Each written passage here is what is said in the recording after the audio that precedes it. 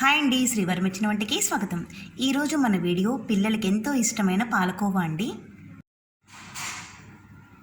కావలసిన వస్తువులు: లీటర్ పాలు తీసుకోవాలండి. ఫుల్ ఫ్యాట్ ఉన్న పాలు మాత్రమే తీసుకోవాలి. 120 గ్రాముల పంచదార, 4 యాలకుల్లో కొద్దిగా పంచదార వేసి ఇలా మెత్తగా మిక్సీ పట్టుకోవాలి. ముందుగా పాలు మరిగించుకోవాలండి. ఈ తీసుకున్న పాత్ర చాలా దళసరిగా ఉండాలి, వెడల్పుగా ఉండాలి. ముందు పాలు మరిగించుకోవాలండి. సగం అయ్యేంత వరకు కూడా బాగా కాచుకోవాలి.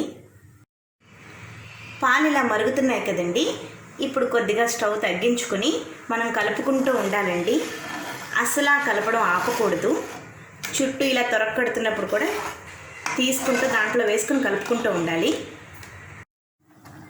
చూడండి, పాలన్నీ కూడా దగ్గర పడిపోతున్నాయి కదా.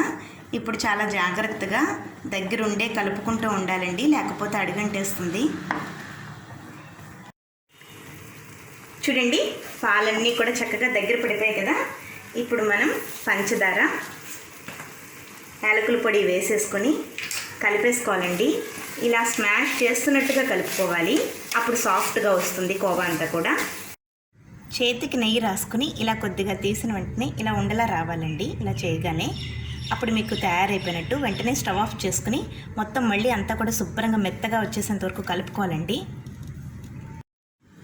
కొద్దిగా చేయికి నెయ్యి రాసుకుని ఇలా మొత్తం అంతా కలుపుకోవాలండి. చూడండి, చపాతీ ముద్దలా వస్తుంది కదా. చూడండి, ఇలా స్మూత్గా కలిపేసుకున్నాం కదా. ఇలా గోరువెచ్చగా ఉన్నప్పుడే చేతికి కొద్దిగా నెయ్యి రాసుకుని ఉండలు చేసేసుకోవాలండి. పాలకోవా రెడీ అయిపోయింది కదండి. ఇక్కడ మనం ఎటువంటి మిల్క్ పౌడర్ అవసరం లేకుండానే ఎంతో చక్కగా రెడీ చేసుకున్నాం కదా.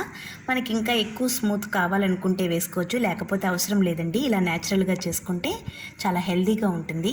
మీకు కనుక నచ్చినట్లయితే లైక్ చేసి, షేర్ చేసి, సబ్స్క్రైబ్ చేస్తారని ఆశిస్తున్నాను. Thank you for watching.